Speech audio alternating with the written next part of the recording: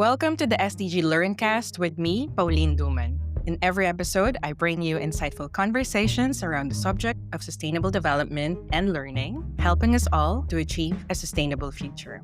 Today, we are joined by Guillaume Lafortune, Vice President of the UN Sustainable Development Solutions Network, or SDSN, and lead author of the Europe Sustainable Development Report 2025. We will unpack the slowdown in SDG progress across Europe, urgent priorities for the new EU leadership, and Europe's role in shaping global sustainability. We will also spotlight outcomes from the recent Financing for Development conference in Seville, Spain, and what they mean for reforming the global financial system. Guillaume, thank you so much for joining us. To start, could you briefly share your role at SDSN and what drives your work on sustainable development? First of all, it's a pleasure to be here. Pauline, thank you so much for inviting me again. I'm the Vice President of the UN Sustainable Development Solutions Network, or SDSN in short, which is the largest network of researchers and scientists mobilized around solutions for the Sustainable Development Goals. So the network advances collaborations and solutions at the campus, city, national, and regional level, always with a strong role for universities and research institutions.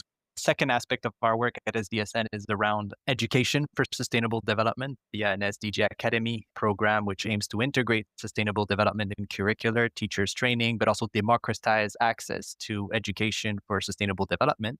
And the last piece of work that we do at our research capacities, we're a think tank within the Secretariat, and we do a lot of work on long-term pathways, financing the SDGs policy briefs, where we bring scientists, specific biodiversity hotspots to make an assessment on the situation of major biodiversity hotspots via science panels. But also we do a lot of work on data and monitoring. And I think this is what we're going to discuss today, one of our flagship reports for Europe, which we do to track SDG progress and performance. But we also do this, of course, at the global level via the Sustainable Development Report. The global edition was actually released just last week as well. Thank you so much, Guillaume. And I think let's dive into the 2025 Europe Sustainable Development Report. It showed a significant slowdown in SDG progress, I think, since 2020. What were the main drivers of this trend, and what should the new EU leadership prioritize to reverse it? Before diving into the European situation, I'd like to take just a quick step back and look at where we're standing 10 years after the adoption of the SDGs at the global level, and then focus on the European challenges and issues. Globally speaking, when we look at the 17 goals, 10 years into the SDGs, none of them are currently on track to be achieved. And this was the finding from the global edition, which we just released last week. And there's certain goals that are particularly off track. Those would be related to SDG 2, on diets, undernourishment, sustainable and productive agricultural systems, but also SDG 11 on sustainable cities and communities, SDG 14 and 15 on terrestrial and marine biodiversity. And I think this is not a surprise, but there's also major issues around SDG 16 on peace, justice, and strong institutions.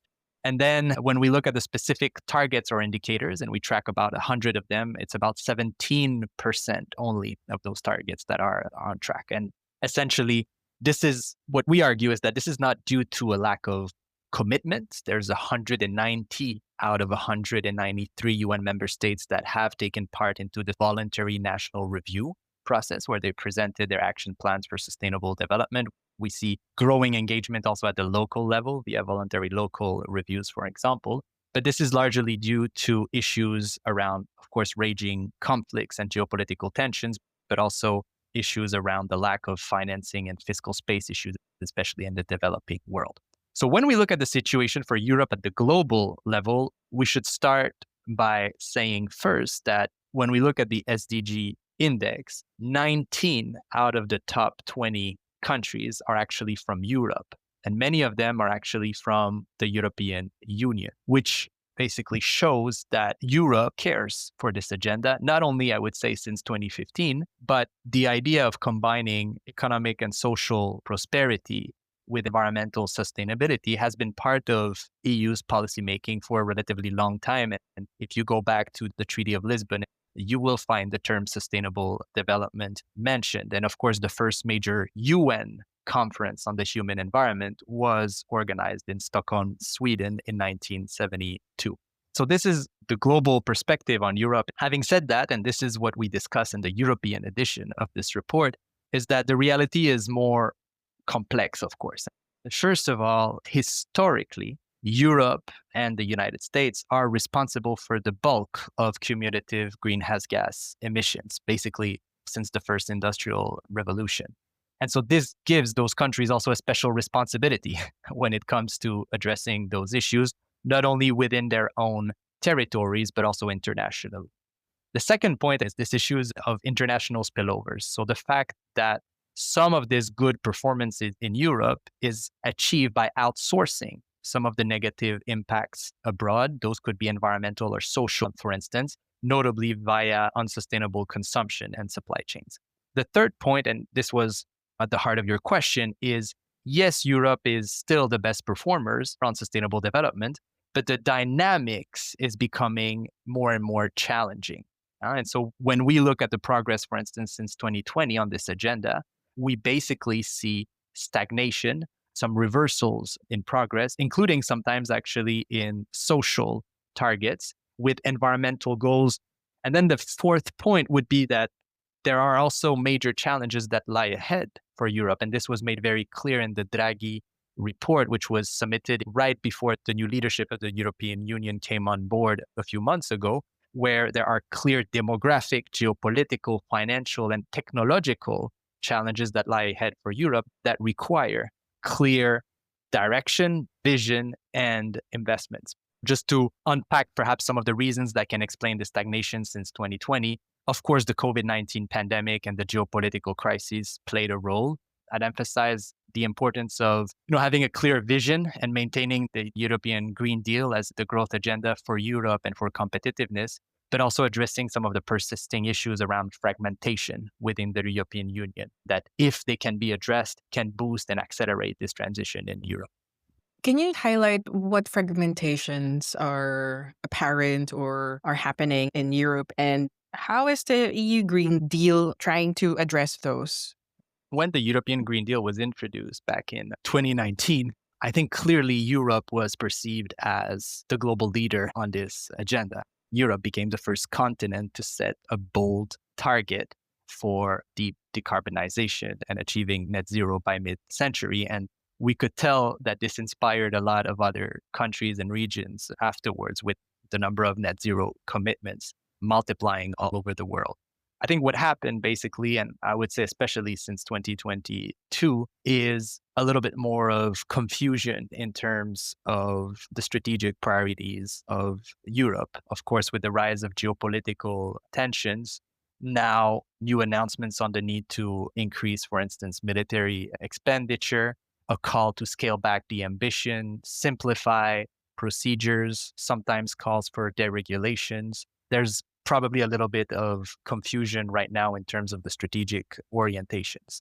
When I speak about the fragmentation, there's a lot of debate around how are we going to finance this agenda and the investments that are needed in zero carbon energy systems, but also in some of the cutting edge technologies for the competitiveness and prosperity of Europe in AI, large language models, and other sorts of technologies. There's one thing that strikes me in Europe is the fact that there is large private savings. About half of the top 100 universities in the world are in Europe or in the UK. Yet, a lot of the inventions and a lot of the savings actually flow outside of Europe. And a lot of European innovators actually innovate in the US. There's about 300 billion of European savings that flow annually to the United States. And this is partly due to the fragmentation in the European capital markets. All the announcements that have been made in moving forward on the savings and investment, or what's sometimes called also capital market union, is an important move so that we mobilize Europe's large private savings to invest in Europe, and especially if they are targeting the right sets of industries, which in my mind should be the clean and digital transformations, which was of course at the heart of the objective of the European Green Deal back in 2019. So Finland, Denmark, and Sweden, they continue to lead the SDG index. What lessons in governance or financing can be drawn from these countries and scaled across EU? And is there something within these countries that address what you just said about fragmentation? Is that something that they are addressing better?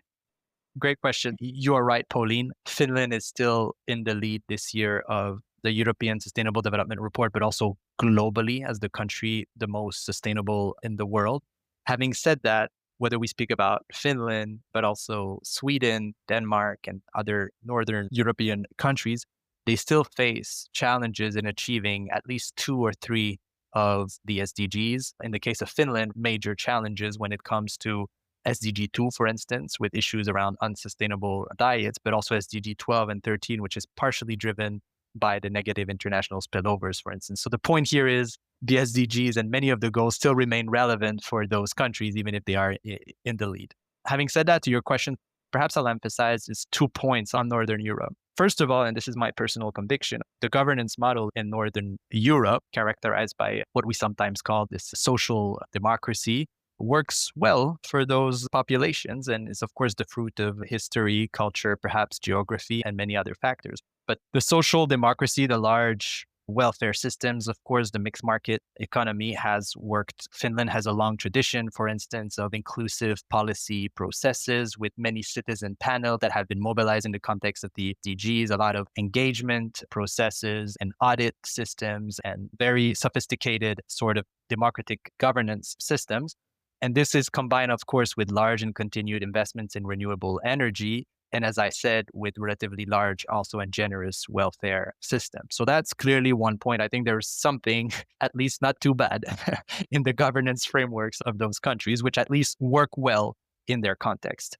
But the second point I'd like to make, perhaps, is that it's interesting to see that Finland is the most sustainable country in the world. It's also the happiest country in the world. The SDSN also contributes each year to the World Happiness Report. And it's a country that has been characterized for a relatively long time for pursuing a policy of moderation and even neutrality in international relations. There's even a term for this, which is Finlandization, basically. And to some extent, this tradition was also the tradition of a country like Sweden. The point here is, as we're moving to this multipolar world with a number of major poles around the world, and in between, there will be middle powers, which will try to think about how they should position themselves. There's probably a lot of interesting research that can be done around the concept of moderation, neutrality, and its implications for happiness and sustainable development. Finland is one example, perhaps Sweden as well. Even countries like Austria perform fairly well on the SDG index, a country like Costa Rica, for instance. And I would even say we do a lot of work with Central Asia. A country like Uzbekistan, for instance, is among the countries that progress the fastest on the SDGs. And since the early 1990s, Uzbekistan is also a country that has adopted neutrality as a key concept in its foreign policy. It's interesting to see that from the governance perspective, I think there's clearly something good on the governance aspect. But I think this idea of moderation and neutrality in foreign policy might have also perhaps played a role in explaining also the huge progress and the level of happiness and sustainability of countries also in Northern Europe. That is a very interesting insight. Let me also highlight what you said about even with the top countries, there are also SDGs that are not being achieved. But we were focusing so much on the best, right? But what is also important is the leave no one behind principle in the 2030 agenda. And the Leave No One Behind index points to worsening trends in poverty, inequality, and access to services. How is the EU ensuring marginalized and vulnerable communities are meaningfully included in its recovery and transition strategies? Yeah, of course, Pauline, and great question. Europe remains the most equal continent in the world with the most advanced welfare systems to make significant transformations more acceptable to the population because you have safety nets. But the dynamics are not always heading in the right direction. Especially since 2020, we see stagnation and on average, but that means also that there's some reversal of progress related to poverty, the quality and access to key services, and income and wealth inequality. The dimension where we still see progress is on gender equality, driven by some of the countries that started from a lower baseline that have shown greater representation of women in parliament, including in some of the Eastern European countries. The key issue right now for Europe is to define its long-term vision. And we're here talking, Pauline, a few weeks before the European Commission will actually present the first draft of its long-term budget, which is called the multi-annual financial framework, which will basically set the budget priorities for the period 2028 to 2035. So it's a very important and crucial moment for Europe. So Europe, it's the leader of the SDG index with among the highest life expectancy, highest levels of life satisfaction. It also has high quality infrastructure, huge innovation capacities. Most of the best universities are in Europe, and it has a very large single market of 450 million people. And so for me, the key strategy to address the leave no one behind issue, but more generally to make the EU competitive in the 21st century, first and foremost, has to revolve around keeping the European Green Deal alive. Right now, there is a lot of backlash against the European Green Deal, but the Commission had the right idea in introducing this, and it should remain the long-term vision and strategy for Europe. It is not the time to scale back ambition. We see China making breakthrough on renewable energy production, but even in other places like the Gulf states, business regulations are also moving forward. On the budget side of things, there are negotiations around the multi-annual financial framework. We had a Draghi report a few months ago that says we need to invest 800 billion euros a year additional to advance the green and digital transformation. The EU's long-term budget was closer to 2% of GDP than to 1%. In my perspective, it's hard to imagine how going back to the 1% of EU's GDP budget would help achieve the goals that are laid out in the Draghi report, but also more broadly in the European Green Deal. And fifth, and this is my last point, diplomacy is a very cost-effective strategy. War is really expensive, but diplomacy is far less costly than war. You've mentioned that large negative spillovers from EU consumption and trade contribute to its higher ranking. Could you unpack this, especially how parts of the value and supply chain are outsourced to other countries? More importantly, how can the EU reduce its global environmental and social footprint while remaining economically competitive? Yeah, this is a very important point. There's a poet from Martinique, Edouard Glissant, that used to say we should act locally, but think globally, which summarizes well the way SDSN operates with local networks, which are connected with a broader global sets of research entities. This issue of international spillovers, that when you act at the national or at the local level, this is great and we need action, but we should also take into account the possible negative effects that this might have on the rest of the world. Because at the end of the day, the SDGs are a global responsibility. And this is very well recognized under SDG 17 that calls for partnerships for the goals, but also for policy coherence. So when we talk about international spillovers, it's all those negative impacts or positive impacts that can be generated by one country's action on the rest of the world. And so when a country increases its budget on official development assistance, this can be considered as a positive spillover, sometimes called a handprint. And indeed, when a country consumes material that come from unsustainable supply chains that drive deforestation, water scarcity, or CO2 emissions, it can have negative impacts abroad, which must be addressed, of course. And the same can be said when a country has unfair tax competition or generates profit shifting or has tax havens. This undermines the ability of other countries to mobilize resources to advance the transition. So when we do the assessment of SDG performance and progress, that those impacts should be incorporated in our monitoring. When you do incorporate those impacts, you can have sometimes a slightly different picture of how SDG performance looks like. It actually can explain the difference between SDSN's assessments and other assessments that exist on SDG status and progress. So to your question, we should not lose hope when it comes to building a sustainable international trade system. It's hard to talk about those issues these days with the World Trade Organization being under threat with all trade wars and the raising tariffs, but a large proportion of international trade still operates under WTO regulations and rules. Here, Europe should continue to pave the way for building up sustainable standards and cleaning up international supply chains via negotiations and coalitions of the willing at the World Trade Organization. Europe should not water down too much its key regulations on corporate sustainability reporting, the CSRD, and the Directive on Corporate Sustainability Due Diligence, a CSDD. There was actually an opinion from the European central banks that calls for prudence when it comes to watering down those regulations, because this will not help the EU achieve competitiveness and other objectives that it has in mind. A well-designed carbon border adjustment mechanism can also play a role. These can be good for Europe and good for the world. Specific measures can be taken because those spillovers can happen through imports and consumption, but also by exporting certain dangerous products abroad. This can be toxic pesticides, plastic waste in countries that cannot manage the waste, the adoption of specific regulations, but also the implementation of those regulations that can be strengthened in Europe to address those spillover effects.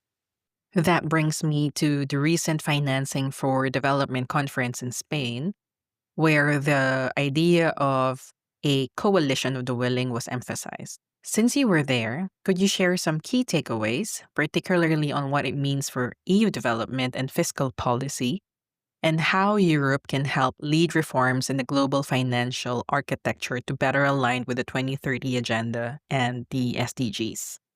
Perhaps just to unpack a little bit, when we look at the global level, none of the SDGs are on track, and we're talking about 17% of the targets that are on track. And the goals are not being achieved, first of all, because of the raging conflicts and the geopolitical tensions, but also because of a lack of financing and fiscal space issues in, roughly speaking, half of the world's countries.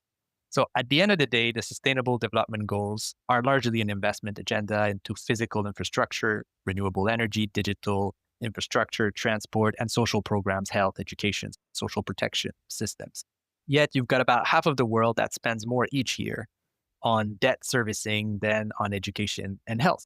At the global level, the SDG financing gap is estimated by the UN at about 4 trillion USD per year, which is about 4% of global output. This is, of course, very significant, I would say, especially at country level, but it's within reach if we think about it at a global level. The annual gross savings that can be mobilized in principle to invest and to fill this financing gap, the annual global gross savings represent about 25 to 30% of global GDP. So we've got an SDG financing gap at 4% and global savings that can be mobilized at 25 or 30%.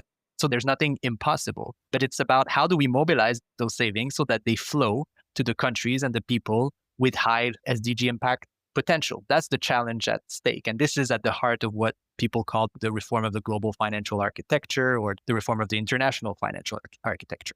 On the European side of things, so on one hand, we've had many European countries that decrease official development assistance lately because of budget constraints and tensions in Europe. That includes France, the United Kingdom, and others. But on the other hand, I would say that Europeans have also been playing a leadership role in advancing the reform of the global financial architecture. I can mention just 3 aspects before diving into Seville in particular. We had in 2023 the Paris Summit on Financing for People and Planet, which led to the 4P initiative, the Paris Pact for People and Planet, led by the French government. We now have, over the last 2 years, we've had the Hamburg Sustainability Conference to mobilize private financing. And of course, Spain just hosted the 4th International Conference on Financing for Development. So I think here Europeans are playing an important role in advancing this reform of the global financial architecture and shifting the narrative around the financing so that we see investments in sustainable development as high returns investments and move away from the short-term focus on potential liquidity crisis and more think in terms of SDG impact potential. So on Seville, a few points.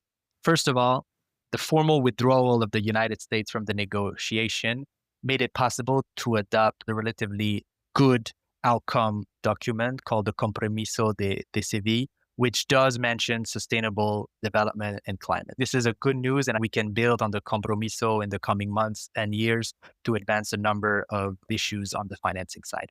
There's been relatively good progress also when it comes to a certain global levy to finance some of those investments and hopefully investments in safeguarding some global public goods. I'm thinking about the agreements that happened a few months ago on the levy for the shipping industry, but also progress that was made and announced around levy for private jets and business class tickets. And here there is some leadership from France and Spain, for instance.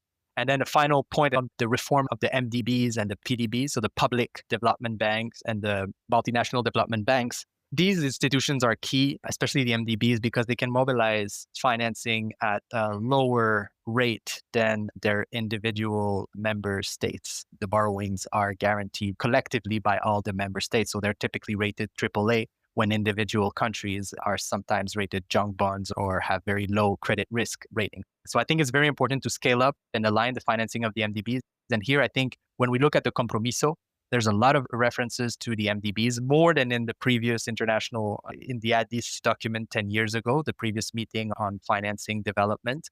A lot are moving forward when it comes to measuring impact, expanding local currency instruments, and for MDBs to work together as a system to advance the transformation.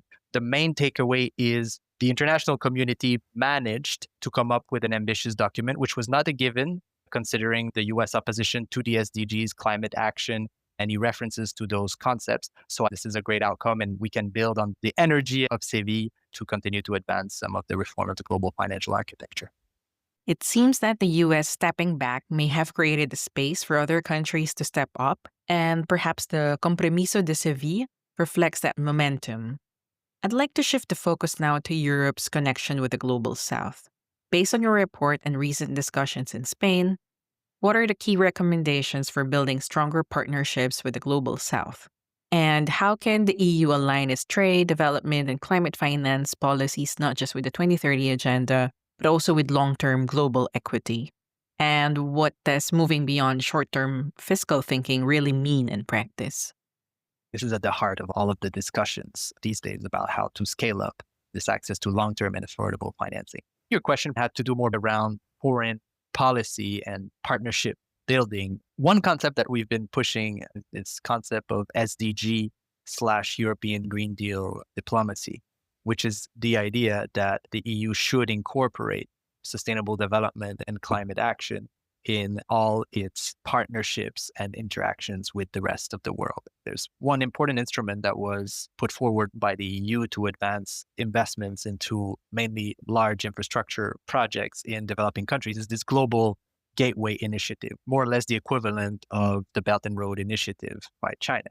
So hopefully the long-term EU budget will give additional financial firepower to this initiative. I believe the goal is to mobilize about 300 billion euros by 2027. Currently, there's about half of that's been mobilized. To give a very concrete example, I think we could imagine a world where the EU builds, of course, win-win partnerships with one of the poorest regions in the world, like the Sahel region, which is one of the poorest regions of the world, but also the region with the greatest number of sunny days per year. And in a context where EU is looking for ways to lower the price of energy and increase its competitiveness, this is a clear example of the kind of win-win partnerships that can be developed to advance clean and cheap energy in Europe. More broadly, under European diplomacy, Europe should talk with diverse groups of partners. There's good things happening in China. The EU is advancing discussions with India as well, the ASEAN, Africa, and LAC, including Brazil as well. This is really what should be at the heart of European diplomacy, is to build those win-win partnerships and to have this dynamic and proactive approach to partnership building.